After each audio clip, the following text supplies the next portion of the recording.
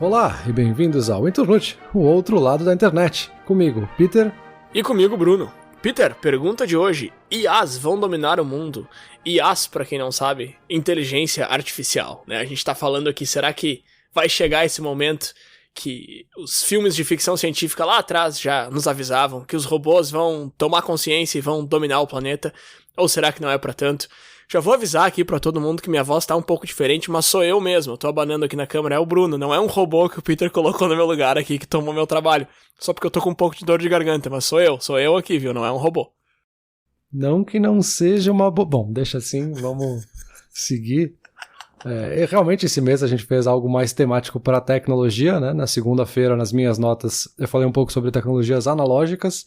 Na quarta, o Bruno falou um pouquinho sobre tecnologias digitais. E agora na sexta a gente está indo um pouquinho mais além, pensando na evolução das tecnologias e as IAs que seriam essa nova fronteira aí. E se elas vão realmente roubar o nosso emprego, dominar tudo e vai ter uma guerra mundial com a Skynet e nós não temos mais o que fazer. Então, Bruno, por onde a gente começa essa conversa? Eu quero começar pela descoberta mais legal do mês aí, pelo menos pra mim, que foi esse cara aí chamado ChatGPT. Cara, assim, ó, quem veio pra esse episódio porque se interessa pelo assunto já sabe quem é esse robô. Quem veio aqui porque quer saber mais, talvez não saiba, então eu vou dar uma explicação muito por cima. O ChatGPT é um dos robozinhos que estão surgindo aí, que conversam com as pessoas. E isso aí não é nada novo, né, Peter? Eu lembro que tinha aquele jogo The Akinator, que era o gênio que adivinhava qual a celebridade que estava pensando. E, putz, isso aí era lá de 10 anos atrás. Então, assim, já tem esses robôs que conversam contigo há muito tempo. Mas, finalmente, em 2022, agora entrando em 2023... eles estão onde eles devem estar, sabe? Eles são algo que quando tu conversa com eles, tu sente como se estivesse conversando... Não é nem como se estivesse conversando com uma pessoa, é como se estivesse conversando com um assistente perfeito, um negócio de filme, assim, um negócio que tudo que tu precisa tá ao alcance e ele te responde da maneira que tu espera que ele vai te responder. Ele não se define como um assistente, ele se define como um modelo de linguagem, que é basicamente algo que quando tu dá uma instrução, ele te responde com texto. Ano passado explodiu essa mesma ideia com arte, né? Tu dá uma instrução e ela te responde com imagens. E agora o chat tá chegando com muita força também. Eu acho que... Eu conversei bastante com ele essa semana sobre esse assunto, que é muito engraçado, né? Tu perguntar pra um robô o que ele acha sobre inteligência artificial e tal, e receber respostas completamente enviesadas. Afinal de contas, ele é inteligência artificial. Eu acho que tu deve ter tido conversas parecidas também enquanto tu fazia essa pesquisa. Sim, também. Eu acho que foi até um dos motivos da gente ter chegado nesse assunto para esse mês, porque a gente passou muito das últimas semanas falando com ele, pesquisando com ele, entendendo coisas com ele, porque realmente é muito divertido, ainda mais brinquedo novo, né? A gente adora brincar com coisas novas. E é muito legal até para tentar entender a lógica que tá por trás dele, assim, fazer perguntas diferentes, estressar ele, fazer perguntas às vezes que não fazem sentido, ou uma conversa que não tem conexão nenhuma entre uma pergunta e outra, tentar extremar ele para ver como é que ele entende. Porque é muito interessante, porque ele é basicamente um chat, como o próprio nome já diz, assim. E ele usa essa ideia de linguagem, não chega a ser linguagem natural, mas ele conversa contigo, então tu faz uma pergunta e ele te responde numa linguagem muito natural, e tu não precisa usar palavras-chave como tu faz com uma pesquisa no Google, por exemplo, né? Tu pode realmente digitar exatamente como tu tá pensando a pergunta, ele vai entender essa pergunta e te responder em texto diretamente. E se tu fizer outra pergunta na sequência, ele sabe o contexto da tua última pergunta e ele segue numa conversa realmente, assim. Então isso é muito interessante. É claro que a gente não tá falando de singularidade, que seria essa ideia dos robôs realmente parecerem realmente humanos, assim. Ele tem coisas que ele faz e coisas que ele fala que mostram que ele é um robô. Ele mesmo se posiciona como um robô, então ele deixa isso muito claro desde o começo, assim. Ele nunca tenta se passar por um ser humano ou coisa assim. Mas esse nível de linguagem de singularidade que se fala, muitos preveem lá para 2050, mas 2050 já não tá tão longe assim, né? Quando se falava isso há 10, 20 anos atrás, parecia muito mais longe, já tá um pouco mais perto. E o ChatGPT é justamente um exemplo de como caminha rápido, assim. Eu acho que em 2020 a gente não imaginava que em 2022 a gente ia estar conversando com um robô de um jeito tão fácil, tão natural e de graça, sinceramente, que é simplesmente entrar lá, fazer uma pergunta e ele te responde em segundos, tudo mastigadinho, tudo perfeito, sabe? De graça por enquanto, né? Inclusive a gente vai deixar o link aqui pra quem nunca falou com o robô e quiser falar. Por enquanto, eles se denominam uma empresa de pesquisa sem fins lucrativos. Então, por enquanto, é tudo muito aberto, tudo muito bonito. não sei até que ponto isso é verdade. Isso com certeza é algo que eu quero falar um pouco mais. Eu quero entrar em direitos autorais, eu quero botar um pouco de polêmica nessa conversa também. Mas calma, ainda não. Primeiro eu quero comentar o que tu falou sobre ser natural, mas nem tão natural e dá pra discernir de uma pessoa. Tem aquele teste que chama Turing Test, né? Que é aquele teste que o Alan Turing propôs lá muitas décadas atrás, onde um grupo de pessoas conversaria com uma pessoa ou um robô e eles teriam que identificar se eles estão falando com uma pessoa ou com um robô. E o teste diz que o robô passa no teste, né? Ele vence o teste se ele consegue enganar no mínimo 30% das pessoas. E 2014 foi a primeira vez que um robô conseguiu passar nesse teste. Então, assim, um pouco menos de uma década atrás. É bem recente. E ele conseguiu enganar um pouquinho mais de 30%. Ele conseguiu enganar 33% das pessoas acharam que estavam falando com uma pessoa de fato.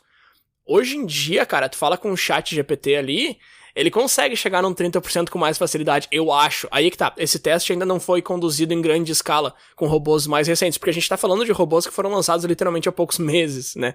Então, assim, é difícil de dizer. Eu fico chamando de robô como se fosse um robô do The Sims lá que vai lá e limpa a tua casa. Não, é uma janela do Windows ali que tu conversa, é um chat. Mas, enfim, inteligência artificial, e eu acho que robô é um apelido muito carinhoso pra ele. Inclusive, eu perguntei se ele se importava que eu chamasse ele de robô, e ele falou que não, que eu podia chamar ele do que eu quisesse.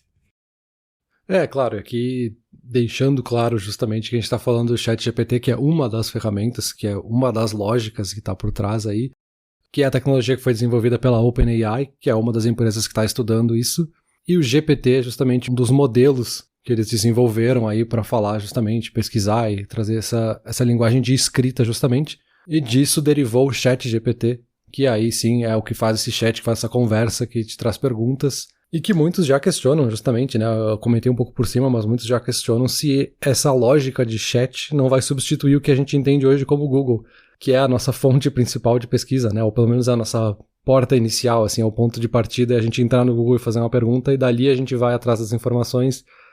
Será que a gente não vai simplesmente perguntar pro robô, o robô deu a resposta, e é isso?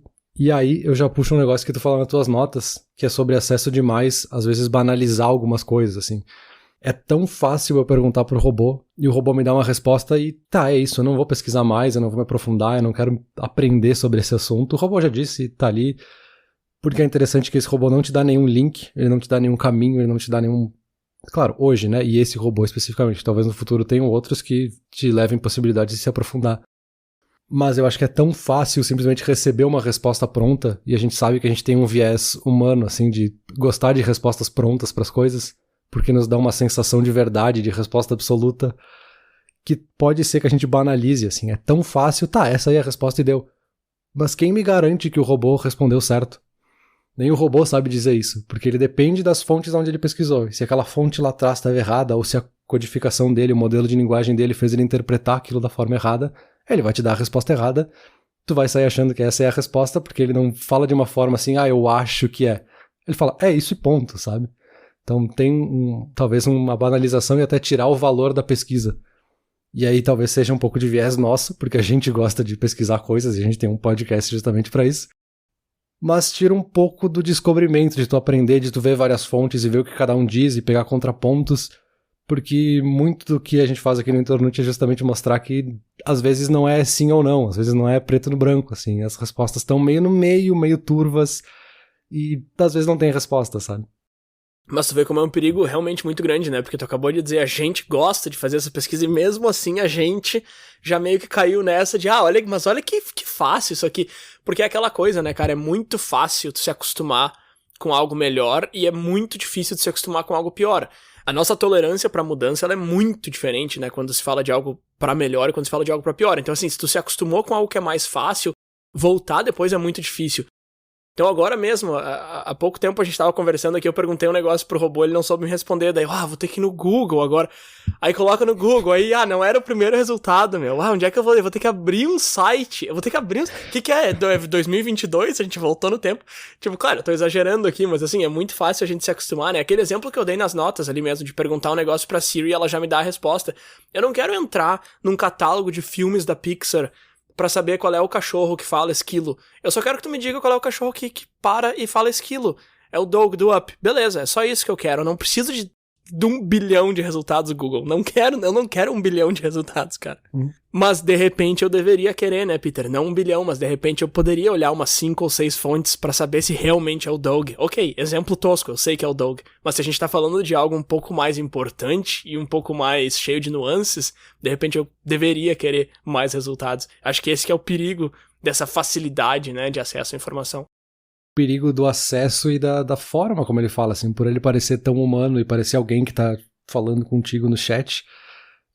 Por mais, assim, dando um exemplo meu dessas últimas semanas, que a gente tava usando justamente para testar, tendo consciência que a gente tá testando algo que pode estar errado, a gente ainda assim fez algumas perguntas que a gente foi lá, perguntou, ele deu a resposta, e depois a gente foi conferir e olha ali, não é o que o robô disse. Tá, mas meu, é muito mais provável que o robô esteja errado, por que tu tá bravo com a fonte original, sabe? Porque é muito fácil e ele parece que eu tô conversando com alguém. Então, pega além do nosso viés de gostar de respostas prontas, pega esse nosso viés de querer conversar com alguém, assim, esse viés justamente humano, de empatia, assim. Pô, mas o robô me disse, o robô é tão meu amigo, ele responde tudo, como é que ele vai estar errado, sabe? Que é o que causa muitos problemas de desinformação em várias outras fontes, em chats, grupos de WhatsApp, qualquer outra coisa, coisas que a gente já discutiu em outros momentos. Porque justamente estar conversando com alguém nos dá essa impressão, pô, mas foi essa pessoa que me mandou essa informação é real, sabe? Por que ele me mandaria algo que não é real? Da mesma forma o robô, assim, ele soa tão natural, tipo, tá, mas ele me roubou, o robô me falou, por que ele vai mentir pra mim? Ele é tão legal, ele me responde tudo. E eu acho que é um pouco disso, assim, é tão fácil e tão acessível que no momento que tu começa a usar, tu não consegue mais imaginar como é que era não ter. Não, exato, isso que eu tava falando ali nas notas também, né, de... Só o fato de a gente se perguntar se isso ajuda já mostra que a gente esqueceu como é que era antes, porque, assim, é lógico que ajuda. Só que, claro, cria uma dependência que a gente precisa estar, no mínimo, ciente, né, não que necessariamente a gente precise lutar contra essa dependência, porque, assim, o que tu tá falando é o equivalente... Claro, eu vou extrapolar aqui um pouco, mas é o equivalente a dizer, a gente é muito dependente da internet, a gente não pode ser tão dependente da internet. Tu tem que saber que volta e meia tu vai precisar ir numa biblioteca ou abrir uma enciclopédia. Não, cara. Assim, nos últimos 20 anos não aconteceu nenhuma vez, tá? Eu precisar ir numa biblioteca porque a internet não me ajudou. Então, assim, nem toda dependência é algo que a gente precisa aniquilar. Talvez a gente chegue num ponto em que inteligência artificial seja uma quase dependência, uma semi-dependência, que não seja tão problemática, assim, por mais esquisito que isso pareça. Por exemplo, um negócio que inteligência artificial já ajuda bastante é tomar decisões. E aí a gente tem desde aquelas decisões mais básicas de dia a dia, que afeta todo mundo. Por exemplo, não sei se já parou pra pensar, mas tem uma inteligência artificial que define e decide se esse e-mail que tu tá recebendo agora vai pra tua caixa de entrada ou pra tua caixa de spam. Isso é um código muito simples, mas é uma inteligência artificial que tem ali por trás. Mas vai até coisas muito mais complexas. Por exemplo, inteligência artificial tomando decisões no campo jurídico, no campo da medicina, decidindo o que fazer ou ajudando a decidir o que fazer. E aí é um tema bem polêmico, assim, como é que uma inteligência artificial vai definir se esse cara é culpado ou não? Aí eu perguntei pro nosso novo amigo robô o que ele acha sobre isso, e ele me falou o seguinte, que as decisões que a inteligência artificial tomam são transparentes e podem ser explicadas, diferente das decisões humanas. E eu fiquei tipo, eita! Mas assim, ele tá certo, sabe? Porque se é um programa de computador tomando uma decisão, tu pode ir do final até o começo e entender exatamente como que ela chegou lá. Porque ela vai tomar aquela decisão baseada em coisas que tu alimentou pra ela, ela vai conseguir te dizer exatamente onde que foi. Então dá pra dizer que decisões tomadas por inteligência artificial são menos enviesadas e, portanto, mais corretas do que decisões humanas. De novo, eu não sei até que ponto eu acredito nisso. É um tema meio polêmico, mas o argumento faz sentido. Tu trouxe vários pontos aqui que eu acho que vale comentar. Um é sobre essa coisa da gente ir pra biblioteca e precisar pesquisar, porque a internet não vai estar sempre aí. É tipo na escola, quando a professora falava, não pode fazer conta com a calculadora, porque vocês não vão ter sempre uma calculadora no bolso. Eu tenho sim, eu tenho o celular no bolso e ele tem calculadora, sabe? Então esse argumento cai por terra.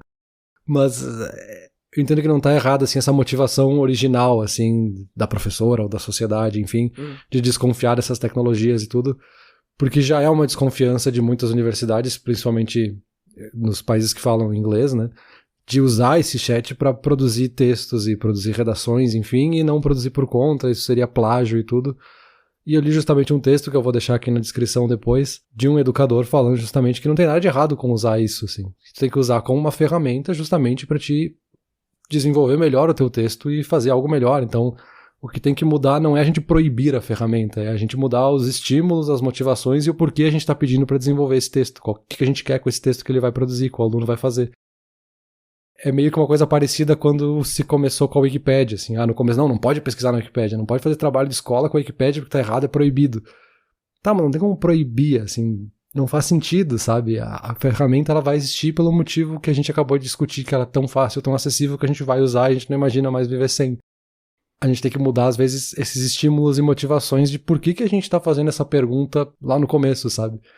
Por que eu tô pedindo pro aluno fazer a redação? É pra ele simplesmente escrever qualquer coisa ou tem algo maior por trás de pedir pra ele escrever uma redação?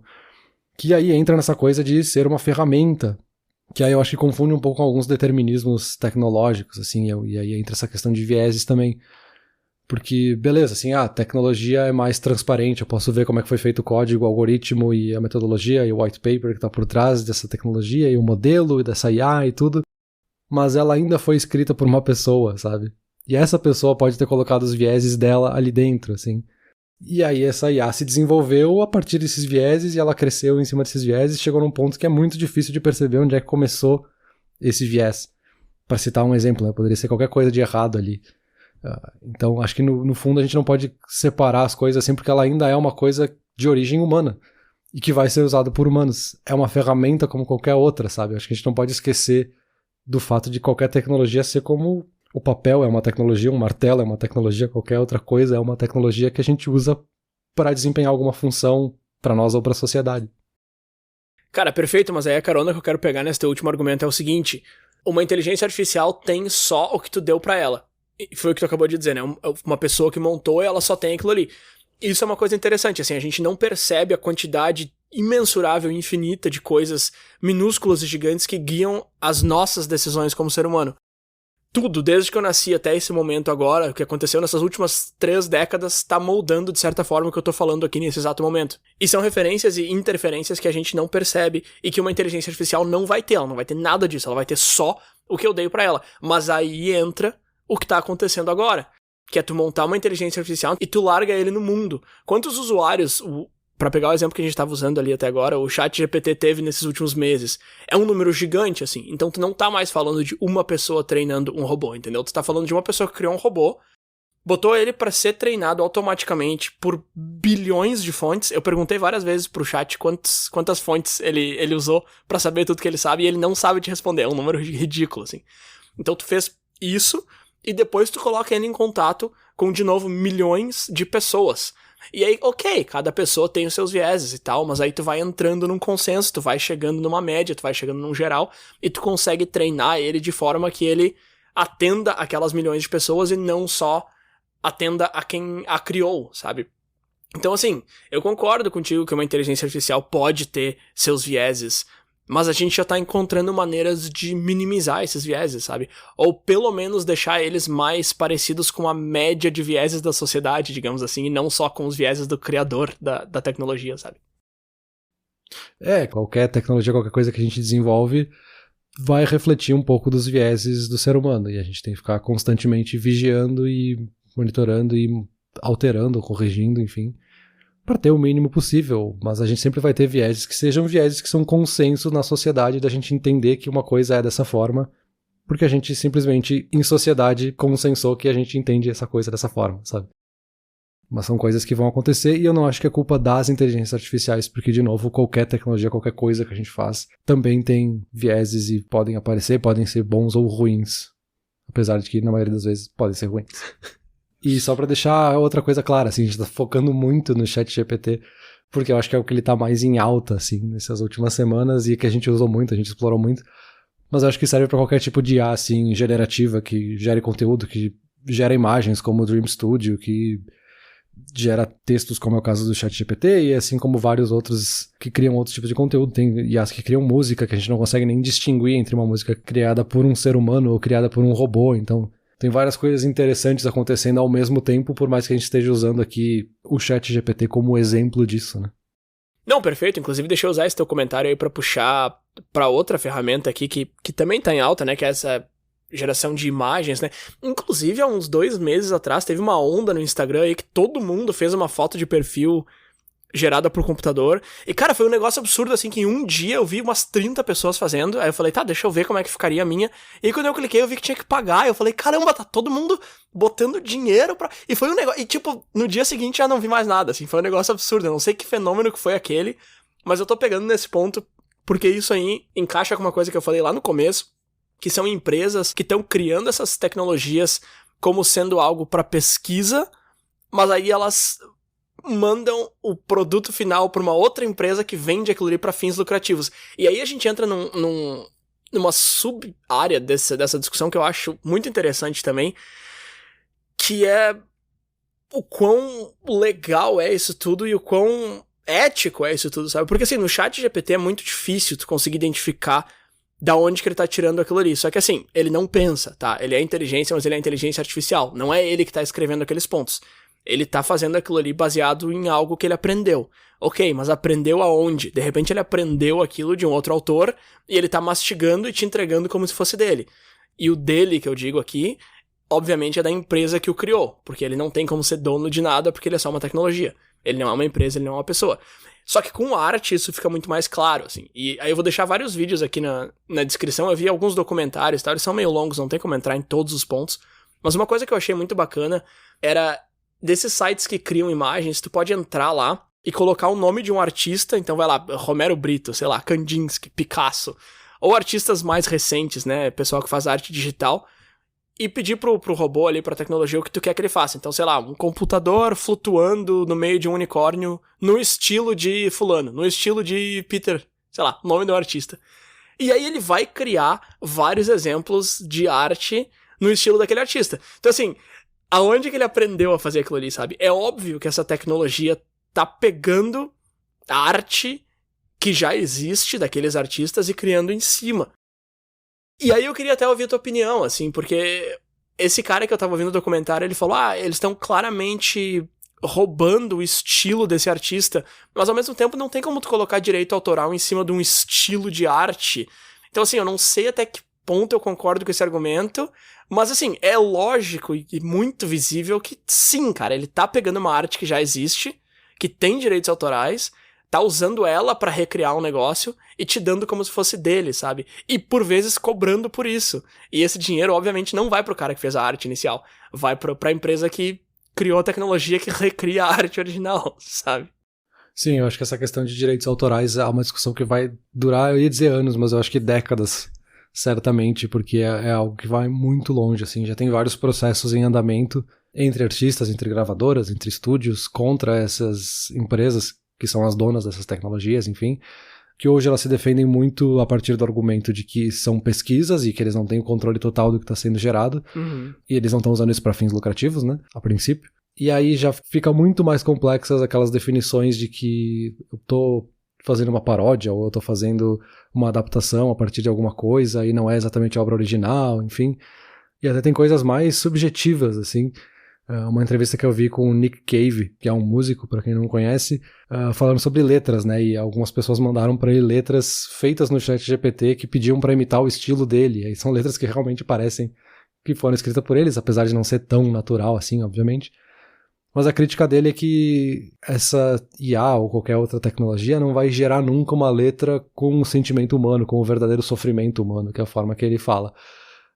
Que é ok, eu até entendo ele quando ele tá falando de algo extremamente poético, assim, ou algo que seja muito profundo ou específico de um momento da sociedade ou algo assim, mas nem sempre é o que a gente quer, né? O resultado, de novo, da ferramenta é o que a gente tá pedindo pra ela, assim. E se a gente pegar muita música que é desenvolvida, a letra é só um artifício que tá ali dentro, e às vezes tanto faz o que a letra tá falando, porque o que interessa é outra coisa ali. Então nem sempre precisa ser profundo. E aí o chat resolve, então eu não preciso de um artista pra fazer isso, sabe? E essa foi justamente uma das perguntas que eu fiz pro chat GPT, assim, se as IAs vão chegar a um ponto que elas vão substituir os artistas, porque a gente não precisa mais. A gente pede pra IA criar exatamente a música que a gente quer na hora que a gente quer, porque ela vai sair exatamente como a gente quer. E obviamente que a IA responde que não, que ela é só uma ferramenta que pode ser usada por artistas para criar coisas ainda melhores, enfim. Que é um argumento que eu concordo até o momento. Eu acho que a gente não tem como dizer com precisão que isso vai acontecer ou não vai.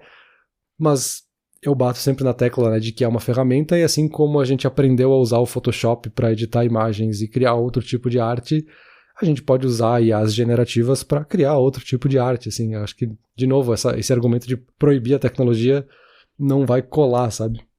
Cara, então, mas isso aí... Tem 2 pontos aí que tu falou, deixa eu pegar esse por último antes. Que é uma ferramenta e que vai te dar a possibilidade de criar. E isso é uma coisa que eu vi, esse argumento, sendo utilizado várias vezes a favor da inteligência artificial, e artistas indo contra ele dizendo o seguinte, cara, beleza, mas assim... Se essa IA tá te dando a habilidade de criar alguma coisa, tu vai finalmente poder contar a história e produzir o que tu imagina. Sim, verdade. Por exemplo, eu quero escrever um livro sobre tal coisa. Então eu vou lá e peço pro robô escrever um livro de 100 páginas e dou alguns tópicos. E aí ele vai criar pra mim. E aí o que os artistas estão dizendo é o seguinte, cara, tu não tá errado, é verdade. Só que tu tem que pensar o seguinte, todo mundo vai ter essa mesma habilidade, entendeu? As 7 bilhões de pessoas no mundo vão ter essa habilidade. Então... a quantidade de conteúdo que começa a se criar a partir desse ponto vai ser tão grande que ninguém vai ter tempo e nem interesse pra tua história. Porque vão ter 7 bilhões de pessoas criando histórias ao mesmo tempo, porque não tem mais esse discernimento de que algumas pessoas conseguem criar histórias.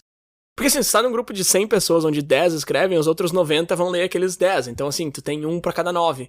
Você tem um conteúdo pra cada 9 pessoas. Se você tá num grupo de 100 pessoas onde todo mundo tem a habilidade de criar um livro de 100 páginas, tu não vai querer me dizer que as 100 pessoas vão ler os 100 livros de 100 páginas, entendeu? Então assim, vai ter tanto conteúdo que não vai mais importar. E aí eu acho que o termo banaliza encaixa muito aqui, assim. É um negócio que quando tu dá muito acesso pra todo mundo... perde completamente o valor. E isso soa completamente elitista, né, cara? Não dá acesso pra todo mundo porque se tu der vai perder o valor. É aquele negócio de, quando ninguém conhecia que era bom, que a gente já fez um episódio inteiro sobre isso. Mas eu entendo esse argumento, assim, se todo mundo pode criar música perfeita com qualidade profissional, então qual é o valor de música perfeita com qualidade profissional, sabe? Assim, gás carbono não tem tanto valor, porque todo mundo tá criando o tempo todo, sabe? Então é a mesma coisa com arte, assim. Claro, tô dando um exemplo esdrúxulo, mas se tu pega qual foi o que tu citou ali antes, o Dream Studio, é basicamente isso, assim, tu dá 20 palavras pra ele e ele cria um quadro pra ti, sabe? Então, assim, até que ponto isso não vai banalizar demais o negócio, sabe? Que é um argumento que, de novo, eu fico muito em cima do muro, assim, uma discussão muito recente, mas eu tentei ver o outro lado de ir contra isso, e de por que os artistas estão um pouco assustados e não estão vendo isso como uma ferramenta. E tem bastante argumento que faz bastante sentido nesse lado também. Até o momento, a resposta certa é ficar em cima do muro, assim. Não tem como a gente ter certeza justamente pelo momento em que a gente está no desenvolvimento dessas tecnologias, assim. Porque, sim, milhões de pessoas gerando artes infinitas a qualquer momento pode banalizar a arte, assim como pode não banalizar e melhorar a arte, sabe? Os 2 argumentos são válidos até o momento, assim. Da mesma forma que bilhões de pessoas têm num celular com uma câmera fotográfica no mundo tirando centenas de fotos todos os dias, não banalizou a fotografia como um estado da arte, sabe? Comparando com no passado, sei lá, poucas pessoas tinham acesso a câmeras fotográficas com filme, com processos complexos para revelar e editar, enfim. Então, assim, os 2 argumentos são válidos até certo ponto, e aí até onde é esse ponto é que é muito difícil da gente dizer agora, sabe? Isso que eu acho que é o mais legal, talvez, dessa conversa, ao mesmo tempo que eu tô falando isso de uma forma assustadora e otimista simultaneamente. Não banalizou até certo ponto, né, cara? Porque se na realidade de 10 anos atrás tu fosse pro Caribe e voltasse com um álbum de fotos, eu ia ficar super empolgado pra ver. Hoje em dia eu não tô nem aí, eu não quero ver teu álbum de fotos. Aliás, quem é que imprime foto? Eu já tô vendo 300 mil fotos de Instagram no Caribe, que eu já sei qual é a cor do mar, eu já sei qual é a cor da areia. Então, assim, eu entendo que tu tá dizendo que não banalizou a fotografia como arte, mas ao mesmo tempo transformou foto e viagem e tudo mais em algo muito mais comum e por ser muito mais comum, muito menos especial, sabe? Então, assim... mas não é, sabe? Exato, eu acho que a gente tá justamente não é, mas não é, assim. E nesse ponto específico, eu acho que eu até volto para aquele texto lá daquele educador, assim, que falava de por que fazer redações e por que usar o ChatGPT justamente como uma ferramenta para redações em sala de aula e tudo. Que, claro, ele tá falando especificamente de educação, mas acho que se aplica para outras áreas também, da gente tentar entender esse valor que tá por trás, porque é realmente assustador a gente ver uma tecnologia assim, sabe? Eu até lembrei de um vídeo do CGP Grey, assim, que é um vídeo já antigo, é um vídeo de 2014, onde ele fala sobre mercado de trabalho e sobre inteligências artificiais tomando conta do mercado de trabalho, dominando, como é o título do episódio. E muitas das coisas que ele falava lá atrás, que pareciam coisas alienígenas, assim, já estão acontecendo hoje, assim, de IAs que realmente estão gerando músicas que a gente não sabe distinguir se foram feitas por um compositor humano ou por um compositor robô, e outras profissões que já estão deixando de existir porque IAs estão fazendo isso, inclusive várias outras coisas, e aí tem até uma metáfora que ele usa que eu acho que é muito interessante para esse argumento de, assim, de que a gente não vai ver a inteligência artificial chegar, assim. Quando ela chegar, ela já chegou e a gente já vai perceber quando vai ser tarde demais, justamente por esse melhoramento exponencial que as IAs vão tendo, assim. A metáfora que ele usa é justamente dos cavalos, assim, 2 cavalos olhando os carros sendo criados pela primeira vez. E eles olhando, cara, é impossível os carros superarem a gente e acabarem com o trabalho de todos os cavalos do mundo, porque tem milhões de cavalos em todas as cidades. A gente viu charrete sendo inventada, a gente viu carroça sendo inventada, a gente continua aqui, eu acho que vai melhorar pra gente. A gente vai trabalhar menos, mas a gente vai continuar aqui tranquilo. E aí ele encerra trazendo alguns dados sobre a quantidade de cavalos que existe no mundo e reduziu drasticamente, porque ninguém mais precisa ter cavalo em casa.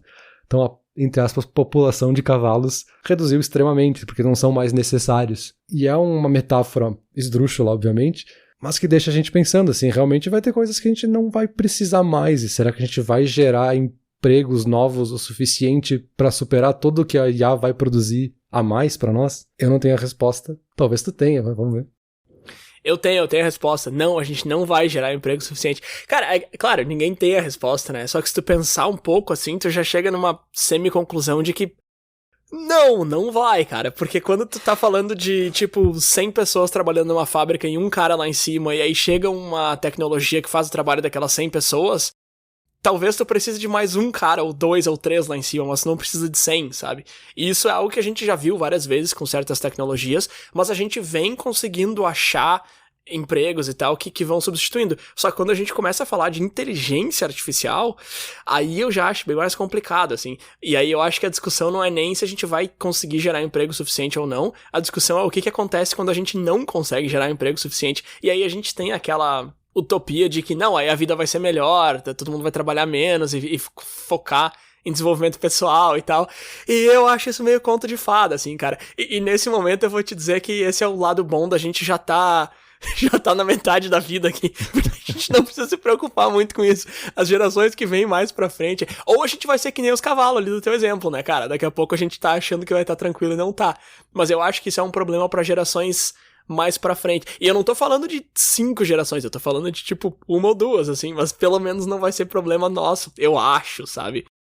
Mas aí que tá, acho que a gente realmente não vai ver, talvez seja na nossa geração, assim. Talvez tenha uma IA que surja, que substitui muito do que a gente faz, vai ser economicamente muito mais viável do que ficar contratando o Bruno e o Peter pra ficar fazendo, e é boa sorte, né? A gente que vai buscar outro emprego, a gente que se adapte. O mercado de trabalho já tá assim, as pessoas terem que mudar de cargos, mudar de carreiras e se adaptar e aprender coisas novas o tempo inteiro, porque as carreiras já são instáveis. Só que a gente não percebe, porque hoje são IAs muito principiantes e muitas coisas que a gente não considera IAs, né? Não são necessariamente inteligências artificiais com toda essa metodologia por trás. Às vezes ferramentas mais simples vão substituindo, enfim, automatizações vão fazendo esse trabalho. E sim, né, esse argumento de que vão ter empregos novos no lugar, assim, eu troquei essas 20 pessoas por uma máquina, essas 20 pessoas agora podem ser cientistas de dados. Tá, mas primeiro que não precisa de 20 cientistas de dados para operar uma máquina que vai fazer essa automatização. Na melhor das hipóteses, vão lá 10 pessoas.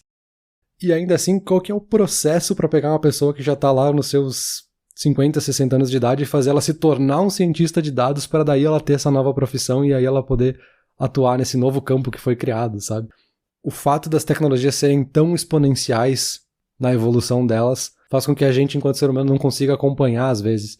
E eu acho que é isso que o CDP quer justamente falar nesse vídeo dele, que a gente não vai ver elas chegarem. Quando elas chegarem, elas já nos atropelaram, assim, e a gente vai ficar que nem os cavalos ali que vão deixar de existir, basicamente, né, no formato que a gente conhecia no passado. Por isso que eu comentei que é um vídeo de 8 anos atrás, assim, porque naquela época, que parece extremamente longínquo agora, muitos daqueles argumentos falam, cara, tu tá exagerando, até parece que vai ter uma tecnologia assim tão cedo, talvez lá por 2050, sabe? Mas não, sabe, passou 8 anos e já tá aqui.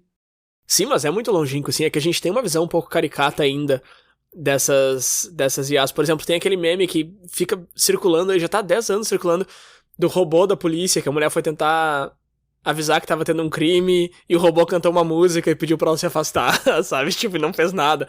Aí tu pensa, quando que isso vai substituir uma pessoa? Tá, meu, isso é uma notícia de, tipo, 10 anos atrás que a galera fica reciclando. Só que hoje em dia, a inteligência artificial já tá conseguindo simular emoções. Isso é um outro ponto do que tu tinha falado ali, que é a última coisa que eu tenho aqui antes da gente puxar pra conclusão, porque tu falou antes, eu falei, tem várias coisas que eu quero comentar e não comentei de nenhuma. Uma delas é o que tu tava falando da música. Da música. É que eu me perco, né, cara? Eu não sou um robô. Se eu estivesse falando com um robô, ele ia te dar toda a resposta inteira, mas eu sou humano, cara. Falou ali, da emoção da música, que o robô nunca vai... Qual era o argumento do teu cantor ali? Que o robô nunca vai conseguir gerar uma música com sentimento humano, né? Com sentimento de verdade. E daí, cara? Ele simula o sentimento de uma forma que parece humano. E a minha pergunta pra ti é a seguinte: que diferença faz, sabe? Pega um cantor aí, sei lá, me dá, eu não sei o nome de ninguém. Harry Styles, cantor pop aí. Nem é mais pop, eu acho, sei lá. Mas foi o cara que tu cantou muito aí ano passado. Ali é ator também agora. O cara tá em todas, aparentemente. Tá, aí ele faz uma música com emoção, tá, Peter? Uma música sobre um relacionamento. É super emotivo e tal. E ele realmente colocou a emoção dele ali. Eu não conheço ele, cara. Eu nunca conversei com ele. Eu não senti essa emoção dele. Eu senti a emoção minha, que foi transportada da música dele. Então, assim, a minha pergunta pra ti é a seguinte: faz diferença essa emoção ter sido já sentida por uma pessoa ou ter sido simulada por um robô? Não faz. Inclusive, se tu me der uma música de uma pessoa e uma música de um robô, talvez eu não saiba nem te dizer qual que é qual. Então, assim, se tu concorda comigo que é difícil distinguir qual que é qual, mas tu quer argumentar que faz diferença, eu não consigo ver esse argumento, entendeu? Então, e é um argumento que eu vi, assim, não, mas é que tanto a inteligência quanto a emoção de IA são só simulações. Beleza, cara, não vou te dizer que não são. Eu sei que são simulações, mas minha pergunta pra ti é a seguinte: faz diferença? Em certos sentidos faz. Se eu tô conversando com um amigo, eu quero que tá conversando com meu amigo. Agora, se eu tô ouvindo uma música, se eu tô lendo um texto, eu não consigo ver quanta diferença isso faz. Vamos lá, talvez não seja perfeita essa simulação de sentimento, mas talvez ela seja boa o suficiente. E bom o suficiente já é o suficiente, como a própria expressão já diz, assim. E outra que talvez o sentimento não tem que simular o sentimento de quem criou aquilo, mas tem que ser bom o suficiente para evocar o sentimento em quem tá ouvindo, no caso de uma música, sabe? Poderia valer para outros tipos de arte também, acho que esse mesmo argumento, e para outros tipos de produções, qualquer que seja, não só produções artísticas, né? Porque se a gente tá no ponto de a gente consegue simular sentimentos de uma forma que a gente não perceba que tá sendo sentida por um robô, entre aspas, quantas outras coisas a gente não pode fazer sem perceber ou sem se importar, sabe? Porque eu acho que às vezes tem esse ponto também, assim, de que pode ser que o robô seja extremamente transparente, de dizer, olha, isso aqui foi um robô que fez e tá aqui o que ele fez. Beleza, vou usar esse, não quero nem saber o que um humano faria, sabe? Já é o que eu quero, assim.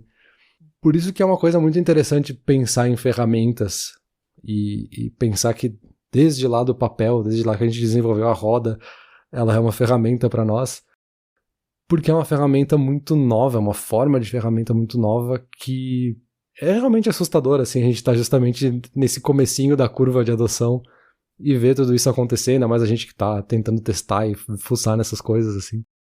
Assim como eu imagino que outras tecnologias no passado foram tão assustadoras para as pessoas das suas épocas, assim, que a gente não sabiam o que ia acontecer. A gente teve várias revoltas sobre o começo da industrialização e como isso ia acabar com todos os empregos, enfim, e não acabou, que é um argumento que se usa hoje para as IAs, que talvez não funcione de novo, enfim.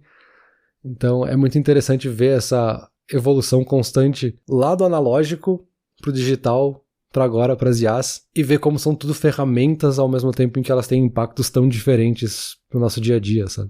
Porque assim, só aqui na sala, aqui no escritório onde eu tô gravando, assim, eu tenho livros impressos, que parece algo extremamente arcaico no meio dessa conversa. Tem disco de vinil, tem câmera de filme, assim como tem o meu smartphone, assim como tem o laptop aqui do meu lado. Então assim, tem vários tipos de tecnologia ao mesmo tempo e eu não abri mão de nenhuma delas, sabe? Elas servem para momentos diferentes, para quando eu tenho objetivos diferentes do que eu quero fazer. E assim como eu vou usar várias IAs e eu não consigo mais imaginar não fazer perguntas pro ChatGPT de vez em quando, assim. São experiências específicas, e para cada experiência que eu quero eu vou usar a ferramenta diferente, vou priorizar provavelmente a mais acessível, e em muitos casos no futuro a mais acessível vai ser a IA, e elas vão dominar em vários desses, né? Calma aí, não responde a pergunta, vamos pra conclusão. Então tá, Bruno, concluindo, as IAs vão dominar o mundo, qual que é a tua conclusão? Minha conclusão é que elas vão dominar o mundo, sim. Eu gostei desse teu argumento final aí de que tu não abriu mão de outras coisas, mas assim, a gente meio que vai abrindo, né? Por exemplo, tu falou ele, eu ainda tenho disco de vinil, ainda tenho câmera filmadora e tal. Cara, assim, eu não tenho mais nada disso, e eu acredito que mesmo tu que tenha, ainda use isso muito pouco e como algo mais saudosista, mais legalzinho pra momentos específicos, assim.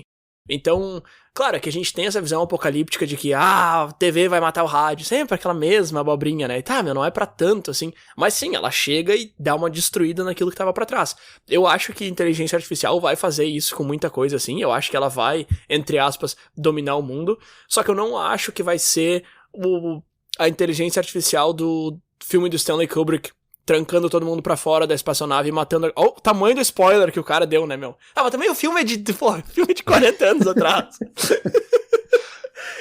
Mas enfim, eu não acho que ela vai dominar o mundo nesse sentido. Eu acho que ela vai dominar o mundo, entre aspas, assim como a internet dominou o mundo, sabe? Assim como a TV dominou o mundo. Ela vai dominar o mundo como algo que a gente vai usar pro bem e infelizmente pro mal, e não algo que vem nos substituir, que eu acho que parece ser o medo de todo mundo, assim. Vai substituir empregos? Sim, essa parte eu acho que sim, mas não vai substituir todos os empregos e não vai substituir pessoas, sabe? Não vai substituir o toque pessoal. Eu tava falando ali no final que, sabe simular emoções e parece ser humano e tal, mas eu não acho que vai substituir, eu não acho isso, essa palavra eu acho que não cabe. Agora, dominar, sim, cara. Perfeito, eu concordo contigo, eu acho que é bem nesse caminho, assim, elas vão dominar, nesse sentido que a internet dominou o mundo, no sentido que os smartphones dominaram o mundo e a gente não consegue mais imaginar a vida sem eles, assim como eu acho que a gente não vai mais conseguir imaginar a vida sem várias dessas IAs. E é claro, a gente está usando um argumento enviesado porque muitas das IAs, talvez a maioria das IAs que estão sendo criadas e modelos que estão sendo criados, morrem na praia, assim, a gente não fica nem sabendo porque elas não são úteis e não servem pra nada, enfim, ficam pra trás. Mas as que são muito boas, são muito acessíveis, são muito práticas e a gente quer usar elas e ponto, assim, a gente não consegue mais deixar de usar, como é esse caso que a gente citou centenas de vezes aqui do ChatGPT, assim. É muito fácil de usar, qualquer pessoa pode simplesmente fazer uma pergunta e ele responde. Então é óbvio que eu vou usar, eu não consigo mais imaginar não poder fazer esse tipo de pergunta e não ter esse tipo de resposta, sabe?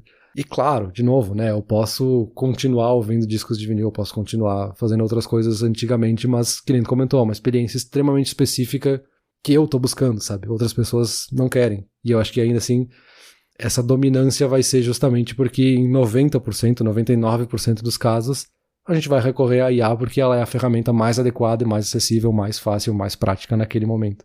Então, sim, vamos dominar. Substituir, eu acho que não, porque a gente sempre vai buscar outras coisas e a gente vai achar outra coisa lá na frente que vai dominar em cima das IAs, sabe? Mas falando em substituir, certamente a gente logo vai ter uma IA para gerar voz aqui e substituir a gente, porque vai ser muito melhor do que nós dois falando, muito mais bem pesquisado, muito mais embasado. 2 robôs falando aqui, simplesmente mandando áudio automaticamente pro feed, né? Mas é que aí é que tá, se todo mundo fizer, e todo mundo vai ter, e ninguém vai escutar nada, porque todo mundo vai ter o seu. E outra, eu duvido que a IA vai ter uma piadinha tão boa quanto essas clássicas que a gente usa pra encerrar os nossos episódios. Apesar de que eu pedi pro ChatGPT me contar a piada e quase rolei no chão de tanto rir. Isso que eu não tô dizendo que a gente já não seja IAs que estão falando agora nesse áudio com vocês. E outra que no final dos episódios, depois da musiquinha, sempre tem um robozinho falando, né? Então, tchau pra gente e o robozinho entra na sequência. Valeu. Vai lá, robozinho. Valeu.